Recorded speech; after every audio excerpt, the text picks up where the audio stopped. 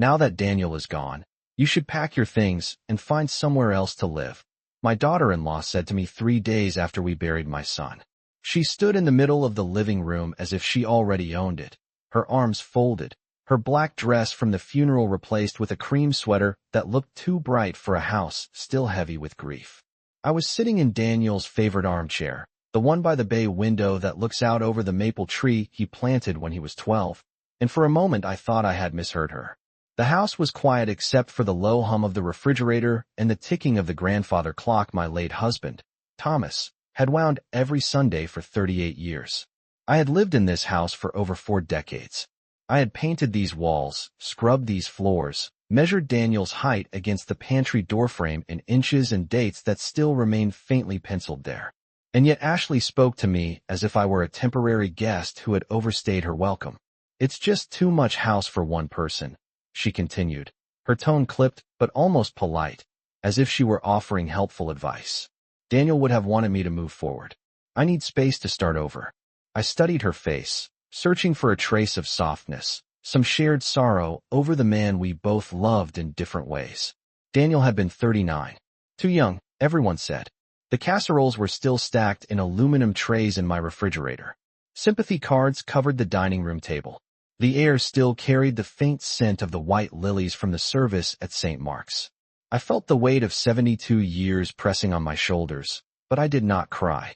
I did not argue. I simply folded my hands in my lap and asked, "Are you saying you want me to leave?" She hesitated, then nodded once. I think it would be best. Best for whom, I wondered. For the woman who had married my son 8 years ago and slowly rearranged every holiday, every tradition, every quiet Sunday dinner?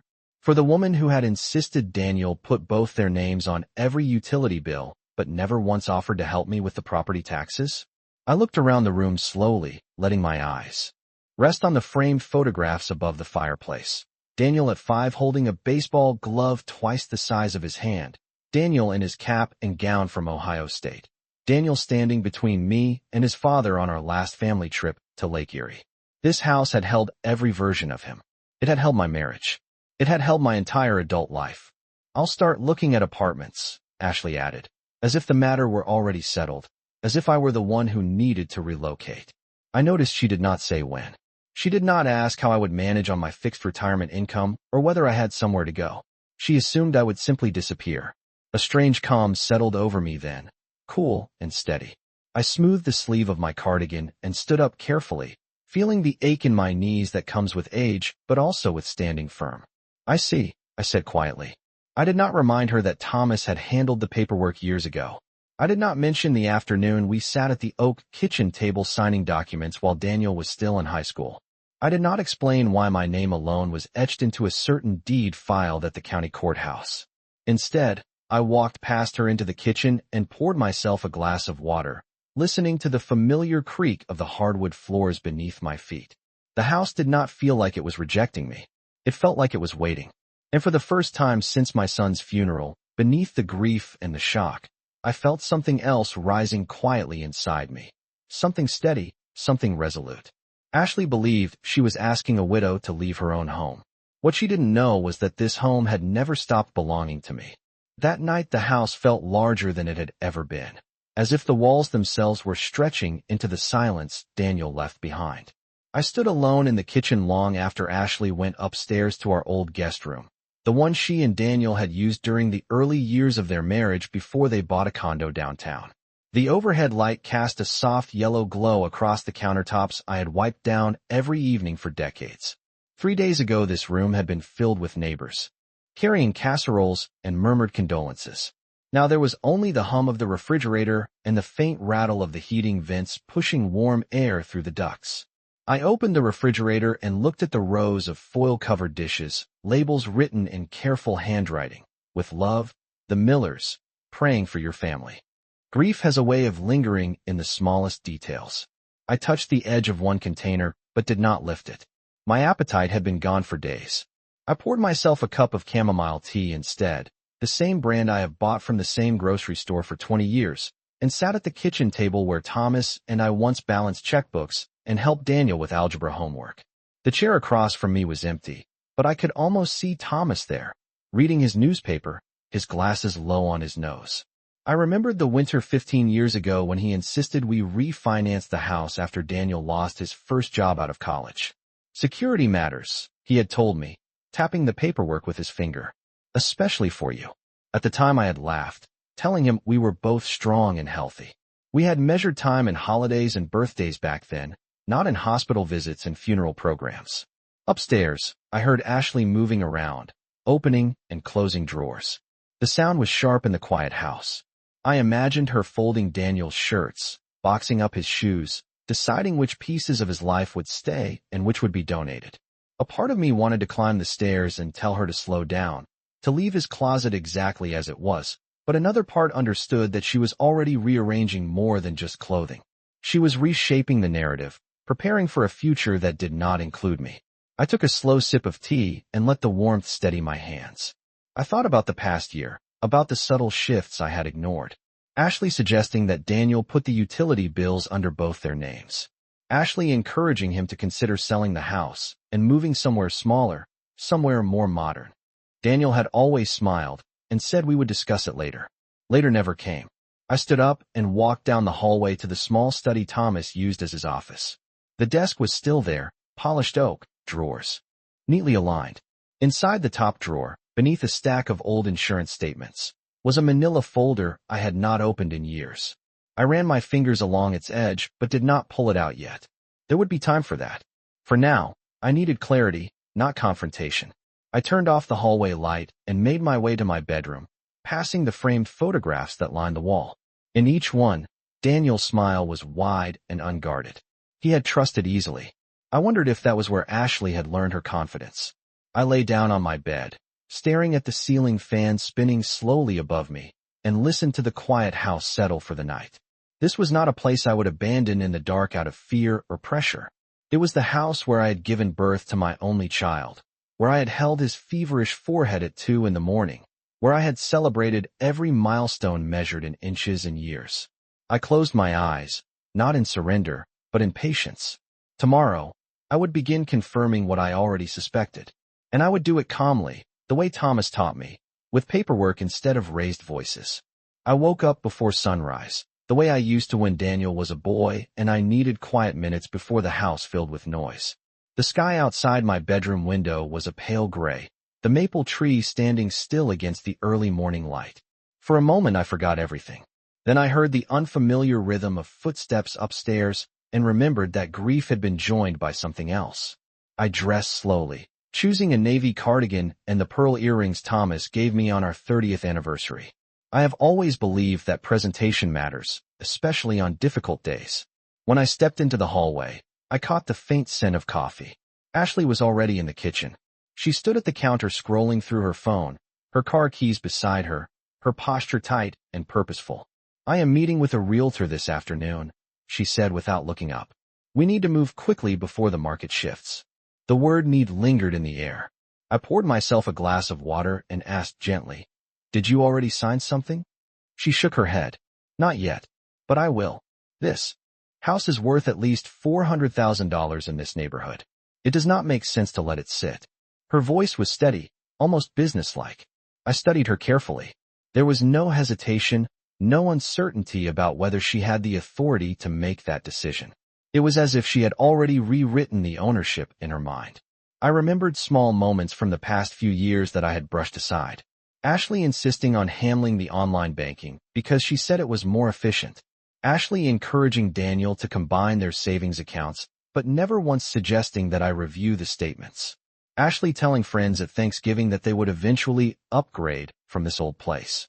At the time I had smiled politely, believing that young people often dream out loud.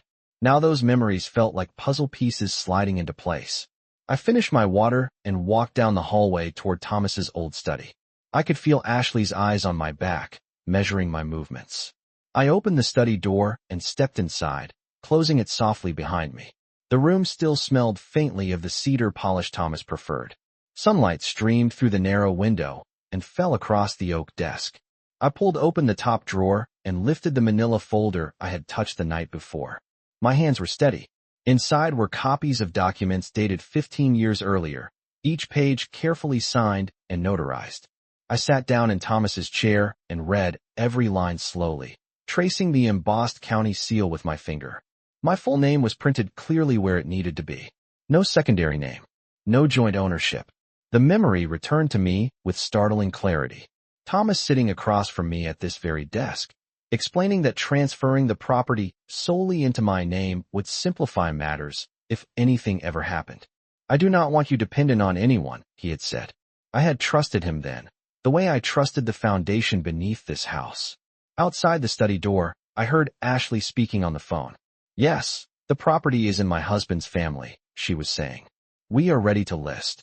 I closed the folder carefully and rested my palm on top of it. She believed that readiness came from confidence. I knew it came from documentation. I stood up, smoothed the papers back into place, and returned the folder to the drawer for the moment. There was no need to confront her today. I would confirm everything with the county records office, perhaps even schedule a meeting with Mr. Henderson, the attorney who had overseen the transfer years ago. As I stepped back into the hallway, Ashley ended her call and looked at me expectantly, as if waiting for my reaction. I offered her a calm, measured smile. Grief still sat heavy in my chest, but beneath it was something stronger than sorrow. It was clarity, and clarity does not rush. By mid-morning the house felt tense, as if it understood that decisions were being made about its future without its permission. Ashley left shortly before 10 o'clock, heels clicking sharply against the hardwood floor, her voice brisk as she told me she would be back after meeting the realtor. I watched from the front window as her sedan backed out of the driveway Thomas had poured himself one summer when Daniel was still learning how to ride a bicycle. The driveway had small cracks now, lines that came with age and weather, but it was still solid. After her car disappeared down the street, I picked up my handbag, slipped the manila folder inside, and locked the front door behind me. The air outside was cool, carrying the faint scent of early autumn. I drove slowly to the county records office, a modest brick building 15 minutes away, passing the elementary school where Daniel once played in the 4th grade spelling bee and the grocery store where he had worked part-time during high school. Every mile felt like a reminder that my roots were here, measured not in months, but in decades. Inside the records office, the fluorescent lights hummed softly. A young clerk greeted me politely and asked how she could help. I explained that I needed a certified copy of my property deed. She typed my address into her computer and turned the screen slightly so I could see. My name appeared exactly as it had on the papers in my folder. Sole owner. Recorded 15 years ago. There it was in clear black letters, steady and undeniable. I felt no surge of triumph, only a quiet confirmation, like hearing a doctor tell you that what you suspected is indeed true. I paid the small fee, less than $20, and held the stamped copy carefully as if it were fragile, even though it was stronger than any assumption made about me. On the drive home, I stopped briefly at St. Mark's and sat in my car in the parking lot.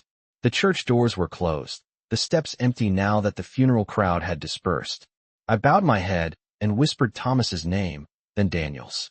I told them I was handling things the way we always had, calmly and with documentation. When I returned to the house, Ashley's car was already in the driveway. I walked inside and found her at the dining room table with a stack of glossy brochures spread before her. She looked up with a tight smile. The realtor says we could list at $420,000, she said.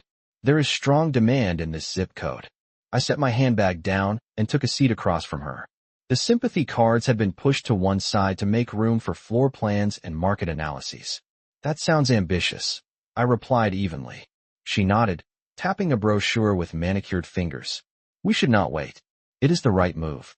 I reached into my bag and placed the certified copy of the deed gently on the table, aligning it carefully with the edge. I did not slide it toward her yet. I simply rested my hand on top of it. She continued speaking about open houses and staging as if momentum alone would carry her forward.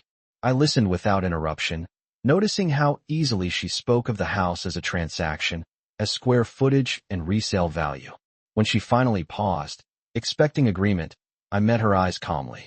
Before any move is made, I said, my voice steady and quiet, we need to make sure we understand exactly who has the authority to make it. I did not raise my tone. I did not accuse. I simply let the weight of the paper beneath my palm speak for itself. I let the silence stretch across the dining room table until Ashley's expression shifted from confidence to confusion. She glanced down at the paper beneath my hand, then back at me, as if waiting for clarification that I did not immediately offer. The late afternoon light filtered through the curtains, casting long shadows over the brochures she had arranged so neatly. For a brief moment, I saw the dining room as it had been years ago, decorated with blue and silver streamers for Daniel's 30th birthday, laughter filling the air, candles flickering on a cake I had baked from scratch. Now the table held market reports and suggested listing prices, as if memory itself could be assigned a dollar amount. "What do you mean?" Ashley finally asked, her voice measured but no longer as firm. I lifted my hand slowly and turned the certified copy toward her. The county seal caught the light. "I mean that before you speak to another realtor," I said calmly. "You should read this." She leaned forward, scanning the page. I watched her eyes move from the property address down to the section where ownership was clearly stated. Her posture changed almost instantly. The assured tilt of her shoulders softened. She read the line again, more carefully this time. "This must be old," she said after a pause. "Daniel handled most of the paperwork." I folded my hands together on the table. "It was recorded 15 years ago," I replied. "Your husband was still working at the manufacturing plant back then. Thomas and I made a decision together." I did not mention that it had been made precisely to prevent confusion like this. Ashley's fingers tightened around the edge of the document. "But we were married," she said, as if that fact alone should override everything written in ink. I nodded slowly. "You were married to my son," I answered gently. "That does not change the deed." The room felt smaller now, the earlier certainty replaced by something more fragile. Outside, a delivery truck drove past, its engine humming steadily, ordinary life continuing without regard for private conflicts. Ashley pushed the paper back toward me. "Daniel would have wanted me to have security," she said quietly. There was grief in her voice this time, not just ambition. I recognized it because I carried the same ache. "Daniel wanted many things," I said, "but wanting does not rewrite legal documents." I stood and walked to the sideboard, picking up one of the sympathy cards and reading the neat handwriting on the envelope. I needed a moment to steady my thoughts, not because I doubted the facts, but because I understood that this was the turning point. When I turned back toward her, she was staring at the brochures, her earlier enthusiasm gone. "I am not trying to hurt you," she said after a long silence. I just assumed. She did not finish the sentence. Assumptions can build entire futures in the mind, but they collapse quickly when confronted with evidence. I returned to my seat and slid the deed back into my handbag. "This house is not going on the market," I said evenly. "Not today. Not next week. Not without my consent." I kept my tone respectful, not triumphant. There was no need for raised voices or harsh words. The truth was already doing its work. Ashley looked around the dining room slowly, as if seeing it for the first time without ownership attached. I could almost hear her recalculating, adjusting plans that had seemed so certain only hours earlier. I felt grief still sitting in my chest, heavy and undeniable, but beneath it was something steady and unmovable. The foundation of this house had not shifted, and neither had I. The house was unusually quiet that evening, not with the stillness of peace, but with the tension of recalculation. Ashley retreated upstairs after our conversation, closing the guest room door with more force than necessary. I remained at the dining table for a long while, my handbag resting beside me, the certified copy of the deed safely inside. The brochures were still spread across the polished wood surface, glossy photographs of staged living rooms and smiling couples imagining new beginnings. I gathered them slowly, stacking them neatly, not out of courtesy but out of order. Disorder invites emotion. Order invites clarity.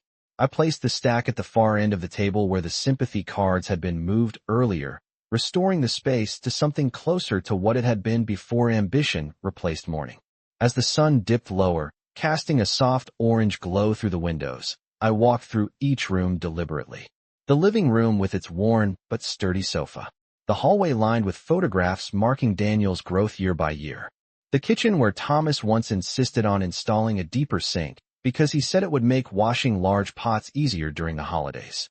Every corner held a memory measured not in dollars, but in seasons. I paused in the doorway of Daniel's old bedroom, now used as storage. The closet door was slightly open. I did not step inside. Instead, I leaned against the frame and let myself breathe. Grief is heavy, but it is honest. What I felt now from Ashley was not grief. It was adjustment. She had believed she was securing her future. Now she was faced with the realization that she did not control the ground beneath her feet. Later that evening she came downstairs, her expression composed but distant. "So what happens now?" she asked. Her tone had changed. It was no longer declarative. It was cautious. I poured myself a cup of hot water and offered her the kettle without comment. She declined. "What happens now," I said carefully, "is that we allow time to settle before making permanent decisions." She folded her arms, not defensively, but protectively. "I cannot afford this house on my own," she admitted quietly. It was the first practical statement she had made since Daniel's passing. I nodded. "Neither can I without careful planning," I replied. "Which is why planning matters." I did not offer to leave. I did not offer to transfer anything. I simply established that ownership does not equal recklessness. She sat down across from me again, this time without brochures between us. "I thought Daniel and I would eventually move somewhere newer," she said, staring at the tabletop. "He talked about it." I considered that carefully. Daniel had mentioned modern kitchens and open floor plans once or twice, usually after watching home renovation shows. But he had never filed paperwork. He had never changed the deed. Words are wind. Documents are foundation. Dreaming about change is different from executing it, I said gently. The clock in the hallway chimed 8 times, each note clear and measured. Ashley looked tired suddenly, the sharp edges of her earlier confidence softened by reality. "I did not mean to make you feel unwelcome," she said, though the memory of her first statement still echoed in my mind. I accepted the sentence without responding to it. Apologies offered after discovery are different from apologies offered in awareness. I rose from the table and gathered the remaining papers into my handbag. "We will discuss practical arrangements in the coming days," I said calmly. "But understand this clearly. I am not leaving my home." The words were not loud. They did not need to be. They settled into the room with the same permanence as the walls around us. Upstairs, the floorboards creaked as Ashley returned to the guest room. I turned off the dining room light and stood for a moment in the dim glow of the hallway lamp. Grief had taken my son. Assumption had attempted to take my security. Neither would take my resolve. The next morning, I called Mr. Henderson's office before Ashley came downstairs. The clock on the stove read 7:15, and the kitchen was still wrapped in the soft blue light of early day. I stood by the sink while the coffee brewed, watching the steam curl upward, and listened to the steady ring of the phone on the other end. His assistant recognized my name immediately. We had not spoken in years, but some relationships are built on decades of paperwork and trust.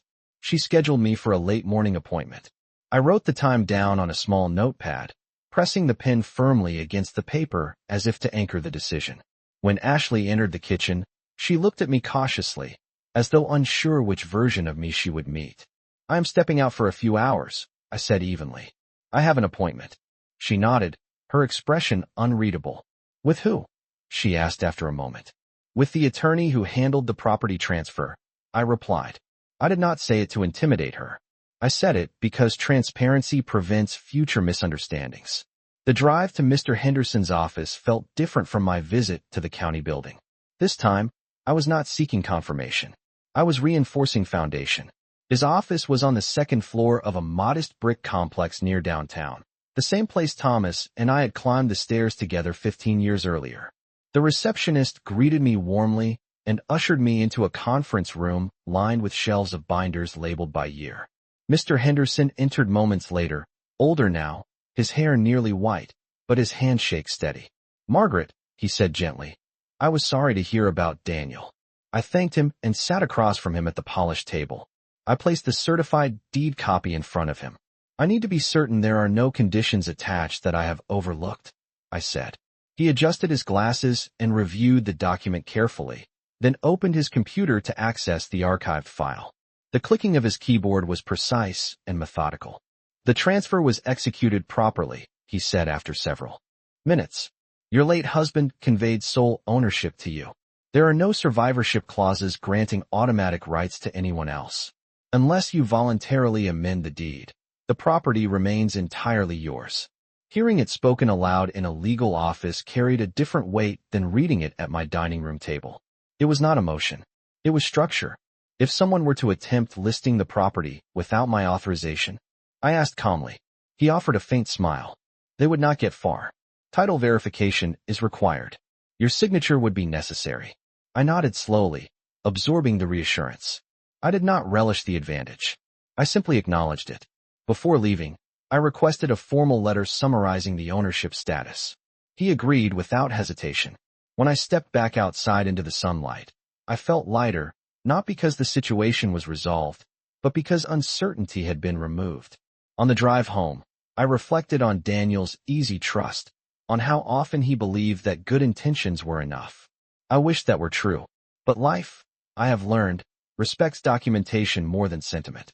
When I pulled into the driveway, Ashley was sitting on the front steps, her phone resting beside her. She looked up as I approached, searching my face for clues. I met her gaze calmly and walked past her to unlock the door. "What did he say?" she asked from behind me. I paused just inside the threshold and turned slightly. "He confirmed what we already saw," I said. "Nothing has changed." The statement was simple, but its meaning was unmistakable. She stood slowly, processing the finality in my tone. The house remained still around us, solid and unmoved. And for the first time since the funeral, I felt that the ground beneath my feet was entirely my own. That evening the air inside the house shifted from confrontation to negotiation, though no one had formally declared it. Ashley followed me into the kitchen after dinner, her movements slower now, less certain. She leaned against the counter where she once stood with such authority and asked, "What are you planning to do?" The question was not sharp. It was careful. I rinsed my teacup and placed it on the drying rack before answering. "I am planning to stay," I said simply. "And I am planning to ensure that everything moving forward is handled responsibly." She crossed her arms, but this time, it was not defiance. It was discomfort. "I cannot manage the mortgage, the utilities, and everything else on my own," she admitted. "Daniel handled most of it." I nodded slowly. "Daniel handled many things," I replied. "But that does not mean we cannot review them together." The truth was that the mortgage had been paid off years ago, another quiet decision Thomas had insisted upon once his business stabilized. What remained were property taxes, maintenance, and insurance. Practical matters, not insurmountable ones. Ashley looked surprised when I mentioned that the mortgage no longer existed. "It is paid off?" she asked. I met her eyes evenly. "It has been for 7 years." The realization settled over her in visible layers. The urgency to sell had been built on assumptions about debt and burden. Without a mortgage, the narrative shifted again. The house was not a weight dragging her down. It was stability she had not fully understood. "I thought," she began, then stopped. I did not press her to finish. Instead, I pulled out a notepad from the kitchen drawer and began writing down monthly expenses in clear figures. Property taxes divided across 12 months. Average utility costs over the past year. Homeowner's insurance premium. Lawn care during the summer. Snow removal in the winter. The numbers were steady, predictable. Not small, but not impossible. I slid the notepad toward her. "These are the realities," I said. "Not fears. Not projections. Facts." She studied the page, her brow furrowed. "I assumed we would have to sell to survive," she said quietly. "Assumptions create panic," I answered gently. "Information creates options." The clock ticked steadily in the background, marking time with quiet authority. Ashley sank into one of the kitchen chairs, looking younger than her 38 years. Grief had carved lines into her face, but beneath them I saw confusion more than cruelty. She had stepped into the role of decision-maker quickly, perhaps believing that speed equaled strength. I poured her a glass of water and placed it in front of her. "I am not your enemy," I said calmly, "but I will not surrender my security because of fear." She nodded faintly. "I did not realize Daniel never changed the deed," she admitted. "He talked about updating paperwork after we married. I considered that carefully. Daniel had always postponed uncomfortable administrative tasks. He would say, 'We will get to it next month,' and then life would distract him. I felt a familiar ache at the thought of him. He did not, I said quietly. And until I choose otherwise, it remains as it is." The statement was not a threat. It was clarity. Ashley looked around the kitchen, at the cabinets she once called outdated, at the worn but polished table where we now Saturday. So what are you suggesting? She asked. I folded my hands together and answered with measured calm. I am suggesting we approach this as two adults living under one roof, not as opponents. We can discuss arrangements, contributions, timelines, but the foundation is not changing. She absorbed my words slowly. Outside, a breeze rustled the maple leaves against the window. The house did not feel contested anymore. It felt grounded. And in that grounding, I sensed the first real shift not in ownership, but in understanding. The following Sunday, we sat across from each other at the dining room table again. But this time there were no brochures, no glossy promises of open houses and quick sales. Instead, there were 2 mugs of coffee and a legal pad between us. The maple tree outside had begun to lose a few leaves, yellow edges catching the morning light. I noticed how different the room felt when no one was trying to claim it. I have been thinking, Ashley said quietly, tracing the rim of her mug with her finger. About what you said. About options. I nodded for her to continue. Her posture was no longer defensive. It was uncertain, almost reflective. If I stay here for now, she said slowly, I could contribute to the utilities and property taxes. At least until I decide what I am going to do next. The words were measured, careful not to assume, careful not to demand. I appreciated that shift more than I expected. That would be reasonable, I replied. We can divide the monthly costs in a way that reflects our incomes. I turned the legal pad toward her and wrote down the figures again, this time drawing a clear line down the center of the page. Half of the utilities. A portion of the annual property tax calculated per month. Shared responsibility for routine maintenance. The numbers were not overwhelming when broken into pieces. They were manageable. I did not realize how quickly I reacted. She admitted after a moment. Everything felt unstable. I thought if I made a decision fast enough, it would make me feel secure. I listened without interrupting. I understood that instinct. After Thomas passed away, I had reorganized every cabinet in the kitchen within a week, as if tidy shelves could prevent loss. Security built on speed does not last, I said gently. Security built on structure does. She absorbed that quietly. The clock chimed 10, its steady rhythm marking another hour in a house that had witnessed so many versions of us. Do you resent me? She asked suddenly. The question hung between us, raw and unexpected. I considered it honestly. I was hurt, I said. When you asked me to leave, it felt as though my place here had been erased. She lowered her eyes. I did not think about how it sounded. Intent and impact are not always the same, I replied. My voice remained calm, but firm. This house is more than property to me. It is history. It is sacrifice. It is every year I spent raising Daniel. Her expression softened at his name. For a brief moment we were not adversaries, but 2 women connected by the same loss. He loved this house, she said quietly. I nodded. He did. Even when he talked about modern kitchens, he always came back here for Sunday dinners. The memory drew a faint, bittersweet smile from both of us. I folded the legal pad closed and rested my hands on the table.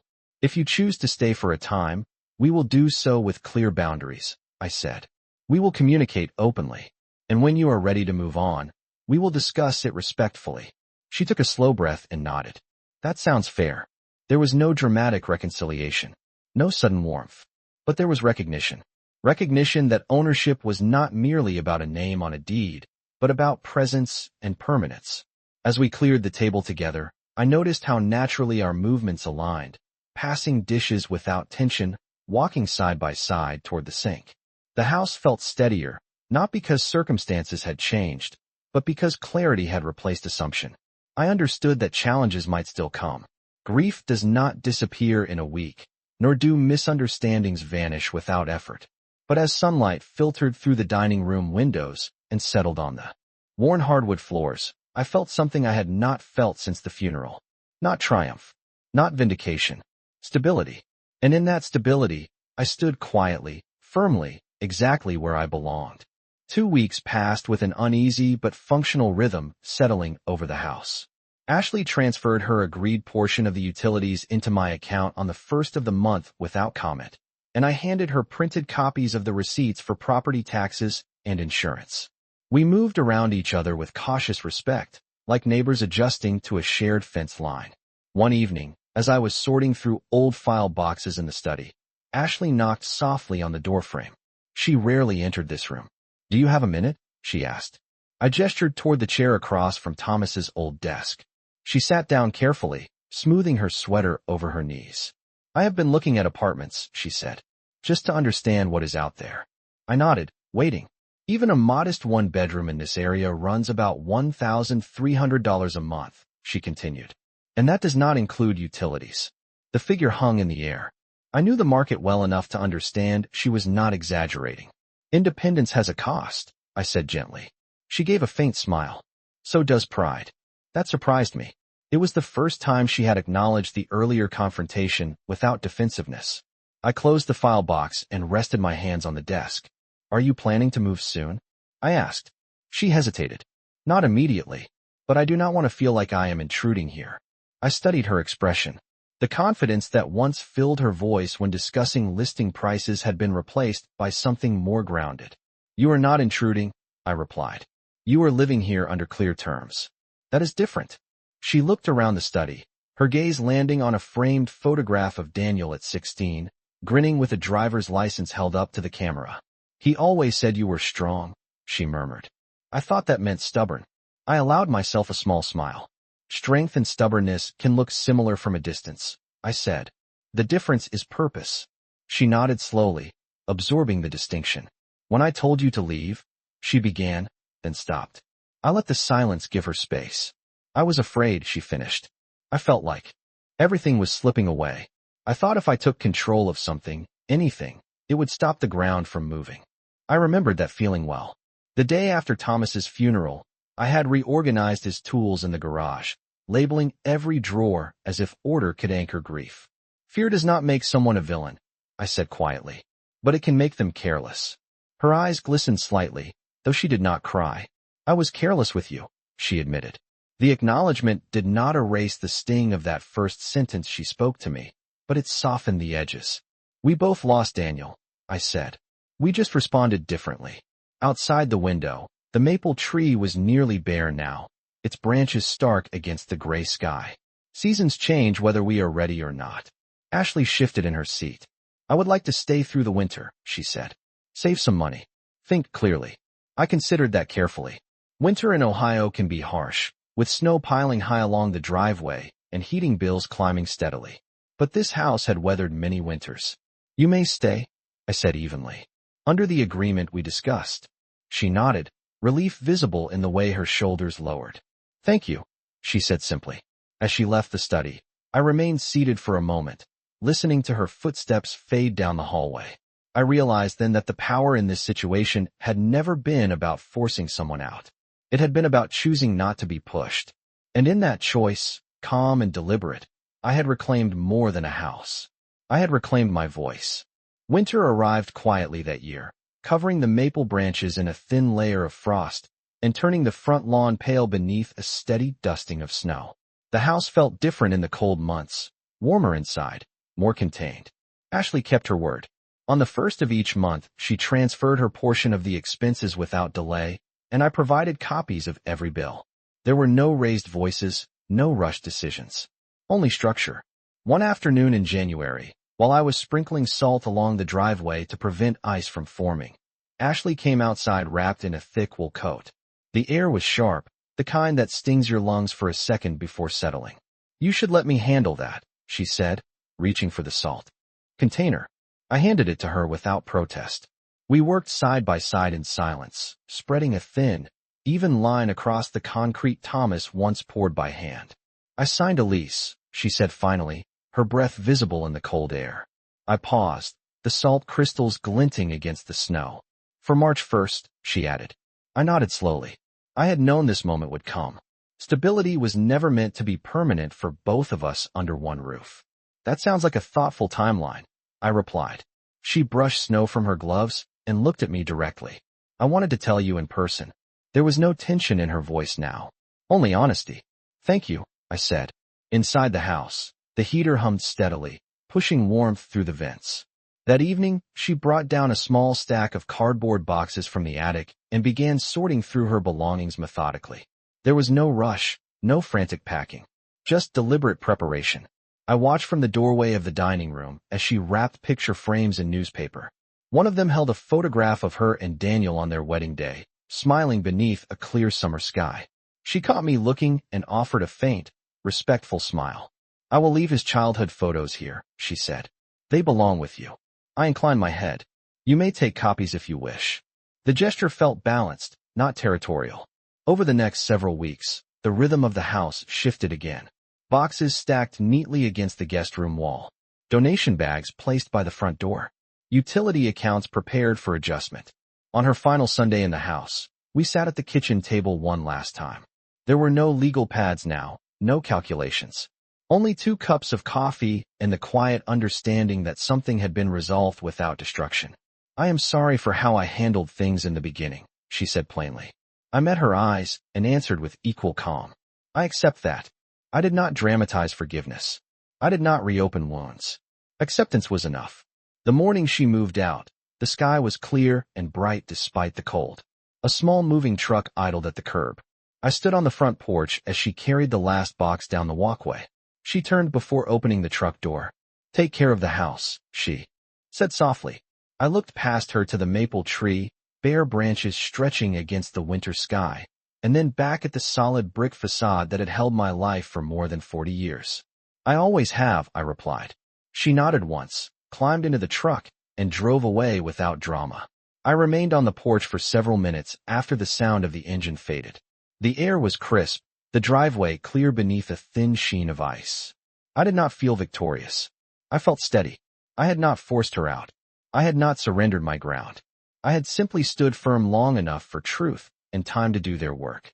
And as I stepped back inside and closed the door gently behind me, the house felt quiet in a way that was no longer tense, but whole. Spring arrived slowly, almost cautiously, as if the season itself understood that the house had endured enough change for 1 year. The snow melted in uneven patches across the lawn, revealing the stubborn green beneath. On the first warm afternoon in March, I opened every window in the house and let fresh air move through rooms that had held too much silence. The curtains lifted gently in the breeze, and for the first time since Daniel's funeral, the house did not feel heavy. It felt lived in again. Ashley sent a forwarding address 2 weeks after she left. The note was brief but polite. She had found a small apartment 10 miles away, close to her office. I placed the card inside the drawer of the hallway table, not out of resentment, but because life moves forward best when it is not displayed as a reminder. One Saturday morning, I carried a box of old photographs from the study into the living room and sat cross-legged on the rug like I used to when Daniel was little. I spread the pictures around me in careful rows.